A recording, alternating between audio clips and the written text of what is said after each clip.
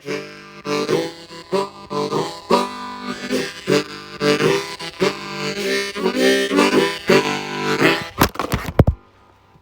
day, everybody. Welcome back to the Dirty Pat Walsh channel here on YouTube with me, your host, Dirty Pat Walsh. How you doing? I'm doing exceptionally well. I just figured I'd hop on and have a beer with you. This is my new thing. This is Sober Carpenter blonde ale, and boy is it good. Yeah, I used to drink a case of beer a day, pretty much, at least a 12 pack. Um, I quit drinking. I've had a couple relapses, but I haven't had one for a while, and but I essentially quit drinking in 2001. Um, And anyhow, near beer, the concept of near beer or de-alcoholized beer has always been absolutely revolting. As someone who tried it in the 80s and 90s, thinking it might be a good substitute for real beer. I was a pretty hard alcoholic and knew it was a problem even back then, but nothing compared to real beer. But I was out playing a gig at the Pig's Ear Tavern a couple weeks ago, and somebody told me to try this, and so I did. And yeah, Sober Carpenter. I love the name, Sober Carpenter. Um, Blonde ale, and it feels like a can of beer. I've had it in a glass. It pours it looks like a pint of beer when you have it in a glass. It's it's really something, yeah. See, it's got like a foamy head on it. Um, you know, if it I'd be hard pressed to distinguish this from like another blonde ale, another beer of the same style. This is so good. It's so good. Um, hmm Yeah. Um, I haven't had any of. I only know I had a Belgian white beer that they made too, and that I like that even better. Um, the first time I drank it, I actually kind of head tricked myself into thinking I drank a couple beers, and I felt like I had a little bit of a buzz on it. It was kind of cool, but yeah, and Guinness. Now this is like the best news ever concerning this sort of thing. Guinness was my drink of choice when it came to beers. I drank a lot of Scotch and bourbon, a lot of gin, just straight. But when I drink beer, I like to drink Guinness, preferably. Hi, Shadow.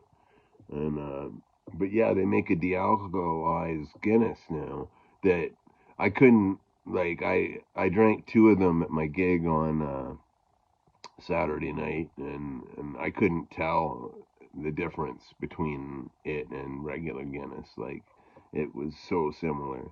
It looked the same, it smelled the same. It was. I'm really impressed with as a alcoholic who's in a nice long dry spell right now. I really appreciate being able to go out and have a beer with my friends, and not have it be a legitimate beer, because that's how this is, as far as I could tell, like this is how everybody's treating this. Like a lot of my drinking friends are drinking this, even just for a break, and yeah, so dead impressed with Sober Carpenter blonde ale. I haven't tried any of the other ones except for the Belgian white, which was I like that even better than this one. So yeah. That's what's happening, and I'm a dry drunk now. I went downtown this morning and to the bar to the only and had one. Sitting there at 11 o'clock in the morning drinking a beer. Oh, it's just like old times, you know. And yeah, it was cool. Um, yeah. So stuff and things that are going on. John and I are playing some really cool stuff with the Farrell brothers right now. I'm sorry we haven't got a recording of anything up in a while. We're doing stuff. I'm playing rhythm guitar rather than slide guitar, and he's playing like his one of his smaller recorders. You know, like I can't remember the names of them all, but you know, he had a soprano and an alto and I think a bass, just a regular bass. But yeah, they all sounded great. Um, you know, it's just we have a lot of different things we can do and a lot of ways we can mix things up, right? So it's cool to try all kinds of sounds, you know. And we're getting together this week, I think, with a friend of John's, a fella named Tony, who's a guitar player. So I'm not really sure what that's going to do for the dynamic of it all, um, you know. But we'll see. I look at everything positively, and it could turn out to be a really cool band, you know. So that's awesome. Yeah, things on the musical horizon. Um, the Cornbread Choir, where we played a couple weeks ago, but we don't have anything on the horizon. But you know, we'll get something soon, I think. But it's, you know, like I gotta say, like I made a post about this in my Sunday community post yesterday when I was talking about Psalm 150. Um, you know, like Saturday night um, at Jethro's, like literally nobody came. Nobody except like, if it wasn't for John's wife Lorraine and two of her friends who were with her. Um, like if it was just me playing, there would have been absolutely nobody there. But you know, I'm in a position in my life where I've played a lot of gigs. I've played a lot of places. I've played you know, amazing venues that have been packed. I've played great. I've played a lot of good gigs, you know, and I've also played a lot of empty rooms, you know, or rooms to, you know, three, four, or five people, you know, and you know, one thing I've learned is, you know, like okay, Saturday night I could have just kind of slacked off the whole night, you know, hung out at the bar and drank sober Carpenter, and you know, just not done anything because nobody cared, you know. Um, but I put on, I always play every gig as if it's Friday night, or well, it was Saturday night.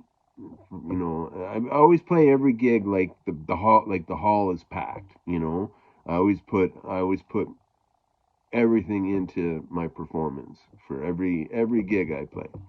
So whether there's nobody in the house but the bartender or the place is full, I'm gonna put on the best show I can possibly put on. You know, and I count it all for joy. You know, because you know, like we're playing. You know, when I play with John, like we're playing gospel music. You know, we're playing.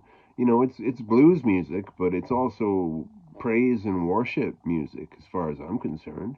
You know, um, you know, we sing, you know, we're singing glory to the Lord, you know, and wherever two or three are gathered in Jesus' name, you know, he's in the room. You know, it says in the Bible. And No, I'm paraphrasing, and I can't remember the verse, but it does say that. um, but yeah, so yeah, it's just it's downtown Peterborough just ain't what it used to be. That's what I'm learning. It's just, people used to just go to stuff like this is before the internet. I'm remembering a time that's pre-internet. The '90s were a beautiful decade for many many reasons. um, yeah, I could reel back the clock and live in the '90s for a while. I think the '70s, the '80s were pretty cool. Yeah, I did some cool stuff in the '80s, but yeah, the '90s that was a good decade. But anyhow, I'm being an old man drinking my beer, and mhm, that's about the size of it. So I hope you're all doing good and well. Yeah, praise God, and thanks for watching. If you're a new subscriber, thanks for subscribing. My subscribers go up and down all the time, but I'm really pleased to look at my analytics and see it say 1.1k subscribers. That's something I never ever thought would happen with my little channel here. Uh, so anyhow, God bless you all. See if I can take us out with a little. I keep a harmonica in my secret pocket in my coat here.